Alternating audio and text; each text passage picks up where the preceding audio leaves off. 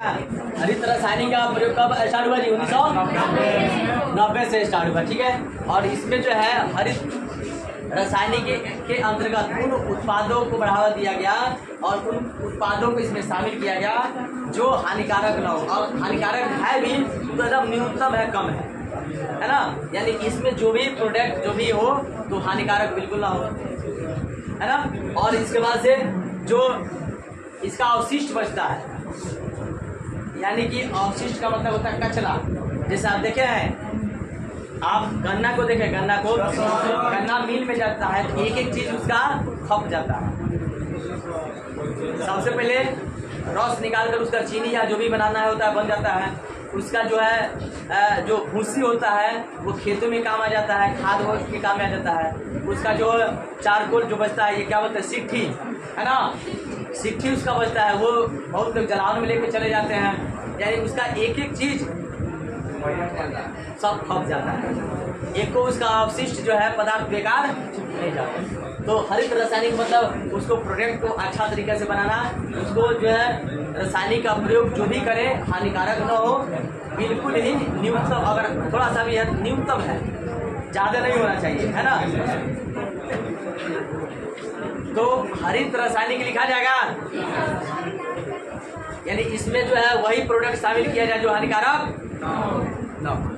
ठीक है, और कच्चे जो भी मटेरियल है, जो रॉ मटेरियल होता है, उसका प्रयोग ऐसे करें कि उसका एक भी अवशिष्ट मैंने थोड़ा सा भी नहीं बचे, सब यूज कर लिया जाए।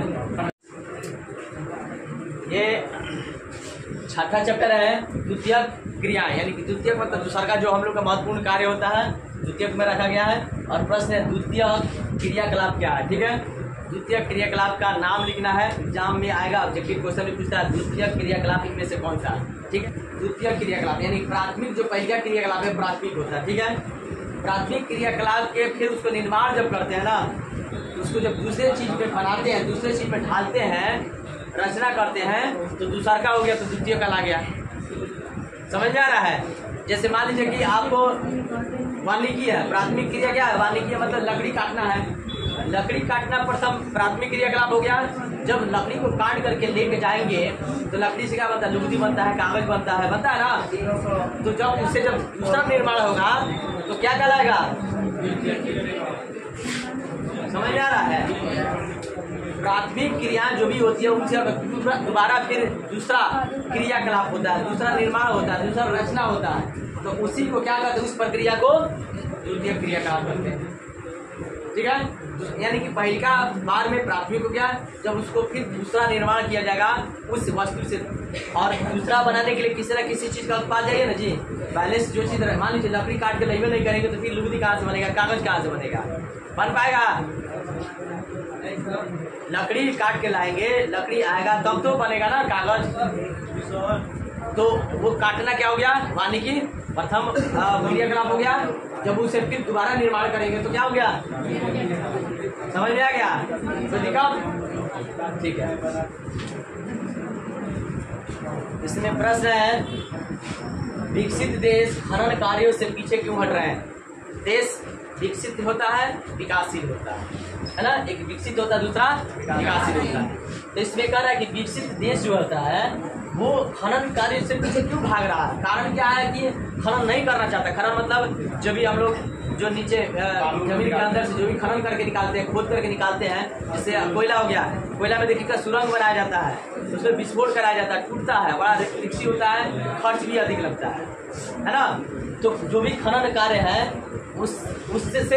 उस खनन कार्य से विकसित देश जो है पीछे हट रहा है, सोच रहा है नहीं हम ये काम नहीं कराएंगे। कारण क्या है, तो कारण आपको बताना है। ठीक है, क्वेश्चन लिख लिया है ना। ठीक है, विकसित देश जो है खनन से पीछे भाग रहे हैं। कारण क्या है, खनन में अधिक लागत लग रहा है, मजदूर की संख्या अधिक होती है, अधिक लगती है ना। जो खनन विभाग होता है उसमें अधिक श्रमिक की आवश्यकता होती है। जब श्रमिक अधिक लगेगा, यानी कि मजदूर जब अधिक लगेगा तो मजदूरी अधिक न लगेगा जी, पैसा अधिक लगेगा। तो विकसित देश के पास उतना जो है सुविधा उपलब्ध नहीं है, उतना उस सबके पास जो आर्थिक स्थिति मजबूत नहीं है, इसलिए खनन कार्य से पीछे भाग रहे हैं। लेकिन जो विकासशील देश है इसका खनन को बढ़ावा दे रहा है, क्योंकि खनन से 50% उसका आय का जो है इससे खनन विभाग से आता है ना। जैसे कोयला बहुत महंगा हो गया है, कोयला खनन विभाग में है, कोयला महंगा हो गया है, तो जहाँ कोयला है वहाँ पे भले श्रमिक लगते हैं, पैसा लगता है, लेकिन कोयला निकल रहा है, अच्छा पैसा इनकम हो रहा है, अर्थव्यवस्था वहाँ की मजबूत हो रही है ना। एशिया, दक्षिण अमेरिका, है ना, अफ्रीका के कुछ ऐसे देश हैं जहाँ पे जो विकासशील है खनन कार्य को काफ़ी बढ़ावा दे रहे हैं, क्योंकि उसके पास है उतना क्षमता है, मजदूर लगा सकते हैं, उनको पैसा दे सकते हैं, और जो पैसा उनको देंगे ये खनन विभाग से आएगा तो अपना आपूर्ति कर सकते हैं। इसलिए विकसित देश जो है खनन कार्य से पीछे भाग रहे हैं, और विकासशील देश जो है खनन कार्य को क्या कर रहा है, बढ़ावा दे रहा है। समझ में आया? दिखा जाएगा। देखिए कोई भी चीज जो होता है ना श्रमिक के ऊपर डिपेंड करता है, मजदूरी के ऊपर डिपेंड करता है, ठीक है। अगर मजदूरी कम होती है, मजदूर कम लगता है, उत्पाद अगर अधिक होता है तो उस चीज़ में फायदा होगा। अब मान लीजिए कोई कंपनी है, कंपनी में मान लीजिए प्रतिदिन जो है उसका 10,000 का सेल है, 10,000 का, है ना, लेकिन अगर 11,000 का उसमें मजदूरी खर्च आ जा रहा है तो कंपनी घाटे में न जाएगी जी, कंपनी चलेगी। तो जहाँ पे फायदा होगा वहीं पर ना लोग काम करेंगे, घाटा होगा तो कोई काम करना चाहते हैं? कोई भी देश हो, राज्य हो, जगह हो, क्षेत्र हो, जहाँ पे फायदा होता है वहीं पे वही कंपनी, वही कार्य चलता है। जहाँ पे घाटा होता है वहाँ पे उस कार्य को क्या कर दिया जाता है, बंद कर दिया जाता है, ठीक है।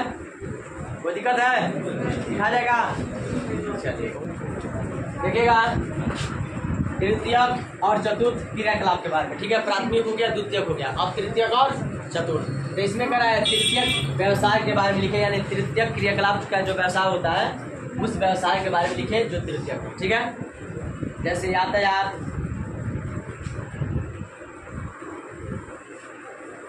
संचार,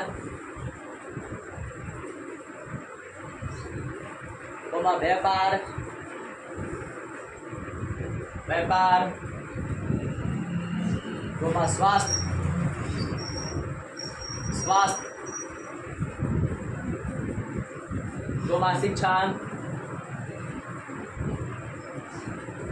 शिक्षा तथा प्रशासनिक सेवाएं,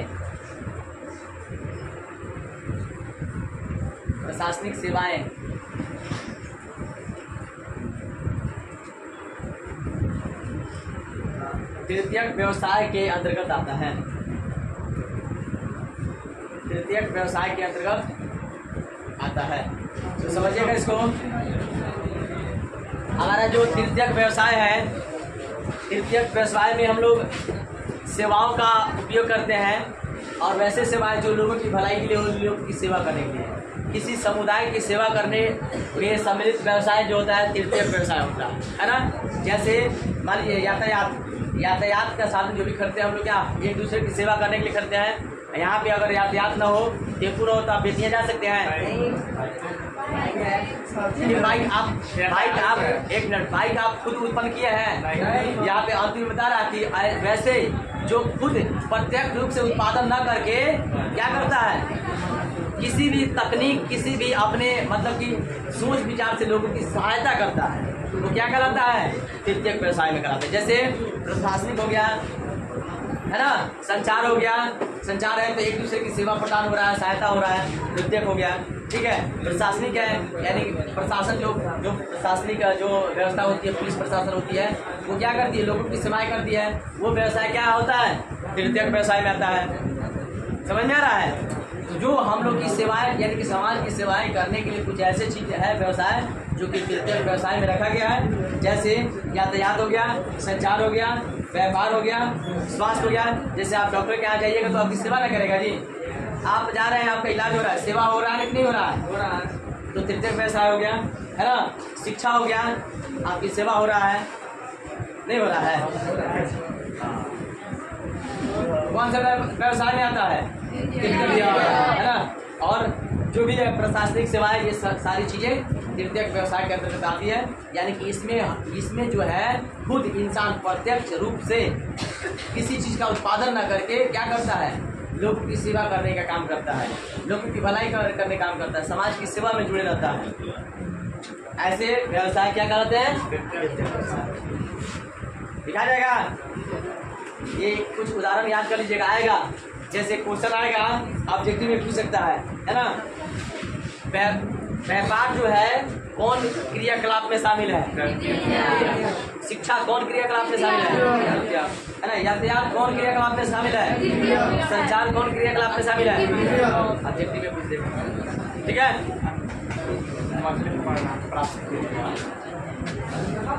तो इसका नाम याद कर लीजिएगा, पूछेगा बीमा किस क्रियाकलाप में आता है?